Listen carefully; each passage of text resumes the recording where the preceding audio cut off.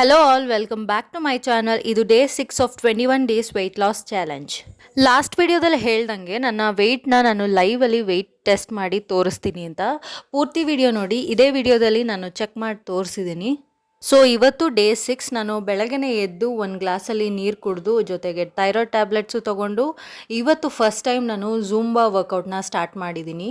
But ನನಗೇನು ಅನಿಸ್ತು ಅಂದರೆ ಇದು ನನ್ನ ಟೈಪ್ ಅಲ್ಲ ಅನ್ನಿಸ್ತು.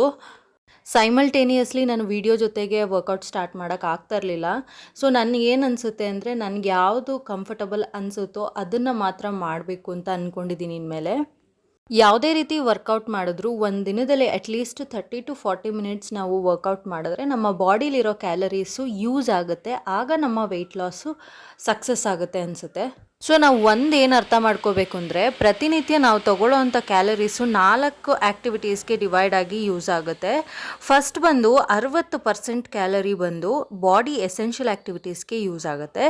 ಲೈಕ್ ಹಾರ್ಟ್ ಬೀಟ್ ಮಾಡೋದಕ್ಕೆ, ಆರ್ಗನ್ಸ್ ಫಂಕ್ಷನ್ ಮಾಡೋದಕ್ಕೆ ಮತ್ತು ರೆಸ್ಪಿರೇಟ್ರಿ ಫಂಕ್ಷನ್ ಮಾಡೋದಕ್ಕೆ ಈ ರೀತಿ ಯೂಸ್ ಆಗುತ್ತೆ. ನೆಕ್ಸ್ಟ್ 20% ನಮ್ಮ ಡೈಲಿ ಕೆಲಸಗಳು ಮಾಡ್ತೀವಲ್ಲ, ಮನೆ ಕೆಲಸ ಆಗಿರ್ಬೋದು ಅಥವಾ ಆಫೀಸ್ ಕೆಲಸ ಆಗಿರ್ಬೋದು, ಲೈಕ್ ಅಲ್ಲಿ ಇಲ್ಲಿ ಓಡಾಡೋದಿರ್ಬೋದು, ಈ ರೀತಿ ಯೂಸ್ ಆಗುತ್ತೆ. ಇನ್ನು ನೆಕ್ಸ್ಟ್ 10% ನಾವು ತಿಂತೀವಲ್ಲ ಊಟ, ಅದನ್ನು ಡೈಜೆಸ್ಟ್ ಮಾಡೋದಕ್ಕೆ ಯೂಸ್ ಆಗುತ್ತೆ. ನೆಕ್ಸ್ಟ್ 10% ಬಂದು ನಾವು ಪ್ರತಿನಿತ್ಯ 30-40 ಮಿನಿಟ್ಸು ಎಕ್ಸಸೈಸ್ ಮಾಡ್ತೀವಲ್ಲ, ಆವಾಗ ನಮ್ಮ ಕ್ಯಾಲರೀಸು ಬರ್ನ್ ಆಗುತ್ತೆ.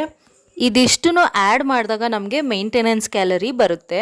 ಮೇಂಟೆನೆನ್ಸ್ ಕ್ಯಾಲರಿಯಿಂದ ಕಡಿಮೆ ತಿಂದರೆ ನಾವು ಡಿಫಿಷಿಯಂಟ್ ಆಗುತ್ತೆ, ವೆಯ್ಟ್ ಲಾಸ್ ಆಗುತ್ತೆ. ಜಾಸ್ತಿ ತಿಂದರೆ ವೆಯ್ಟ್ ಗೇನ್ ಆಗುತ್ತೆ. ಇದೇ ಕಾರಣದಿಂದ ವೆಯ್ಟ್ ಗೇನ್, ವೆಯ್ಟ್ ಲಾಸ್ ಎರಡೂ ಅಚೀವ್ ಆಗುತ್ತೆ. ಮತ್ತು ಸ್ವಲ್ಪ ಜನಗಳು ಹೇಳೋದನ್ನ ಕೇಳಿದ್ದೀನಿ, ಚಪಾತಿ ತಿಂದರೆ ನಮಗೆ ವೆಯ್ಟ್ ಲಾಸ್ ಆಗುತ್ತೆ, ರೈಸ್ ತಿಂದರೆ ವೆಯ್ಟ್ ಗೇನ್ ಆಗಿಬಿಡುತ್ತೆ ಅಂತ. ಬಟ್ ಅದೆಲ್ಲ ಮಿತ್ ಅಂತ ಅನ್ಸುತ್ತೆ ನನಗೆ. ಯಾಕಂದರೆ ಎರಡೂ ಕೂಡ ಕಾರ್ಬೋಹೈಡ್ರೇಟ್ಸೇ. ಡಿಫ್ರೆನ್ಸ್ ಏನು ಎರಡಕ್ಕೂ ಅಂದರೆ ಚಪಾತಿ ಸ್ವಲ್ಪ ಲೇಟಾಗಿ ಡೈಜೆಸ್ಟ್ ಆಗುತ್ತೆ, ರೈಸು ಸ್ವಲ್ಪ ಫಾಸ್ಟಾಗಿ ಡೈಜೆಸ್ಟ್ ಆಗುತ್ತೆ ಅನ್ನೋದು ಬಿಟ್ಟರೆ ಎರಡರಲ್ಲೂ ನ್ಯೂಟ್ರಿಯೆಂಟ್ಸ್ ವ್ಯಾಲ್ಯೂ ಮಾತ್ರ ಆಲ್ಮೋಸ್ಟ್ ಸೇಮ್ ಇರುತ್ತೆ.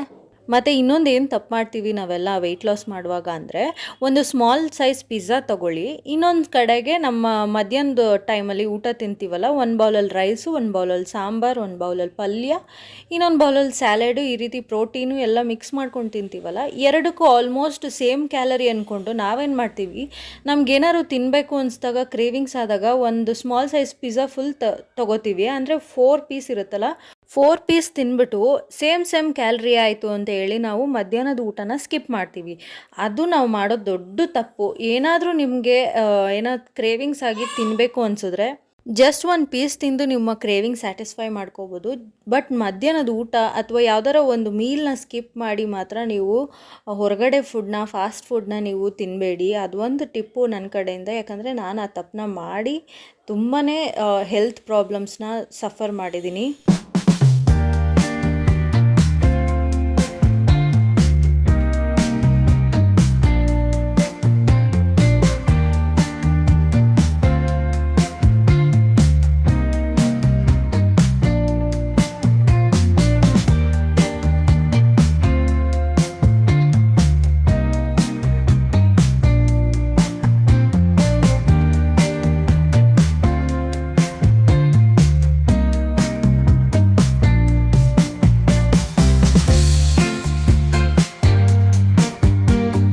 ಸೊ ಈಗ ನನ್ನ ವರ್ಕೌಟ್ನೆಲ್ಲ ಮುಗಿಸ್ಕೊಂಡೆ.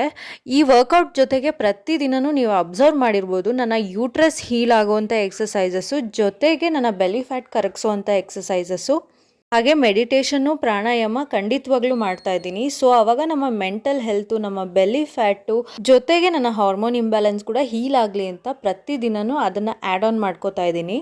ಸೊ ಓವರಾಲ್ ವೀಕ್ನ ನೋಡೋದಾದರೆ ನಾಳೆಗೆ ನಮ್ಮ 1 ವೀಕ್ ಕಂಪ್ಲೀಟ್ ಆಗುತ್ತೆ. ನಾನು 5 ಡೇಸ್ ವರ್ಕೌಟ್ ಮಾಡಿ 2 ಡೇಸ್ ನಾನು ಎಕ್ಸಸೈಸಲ್ಲಿ ರೆಸ್ಟ್ ತೊಗೊಂಡಿದ್ದೀನಿ. ಸೊ ಡೇ 1ಅಲ್ಲಿ ನಾನು 61.95 ಇದ್ದೆ. ಹಾಗೆ ಡೇ 6ಅಲ್ಲಿ ನಾನು 61.40 ಇದ್ದೀನಿ. ಅಲ್ಲಿಗೆ ನಾನು 550 ಗ್ರಾಮ್ಸ್ ಕಡಿಮೆ ಆಗಿದ್ದೀನಿ. This is a healthy way of losing your weight ಅಂತ ಹೇಳ್ಬೋದು. ಈಗ ಬ್ರೇಕ್ಫಾಸ್ಟ್ಗೆ ನಾನು ಹೆಸರುಬೇಳೆ ಜಾಸ್ತಿ ಹಾಕ್ಕೊಂಡು, ರೈಸ್ನ ಕಡಿಮೆ ಹಾಕ್ಕೊಂಡು ಪೊಂಗಲ್ನ ಮಾಡ್ಕೊಂಡಿದ್ದೀನಿ. ಇನ್ನು ಮಧ್ಯಾಹ್ನಕ್ಕೆ ಬೆಂಡೆಕಾಯಿ ಸಾಂಬಾರು ಮಾಡಿಕೊಂಡು ರೈಸ್ ಜೊತೆಗೆ ತೊಗೋತಾ ಇದ್ದೀನಿ.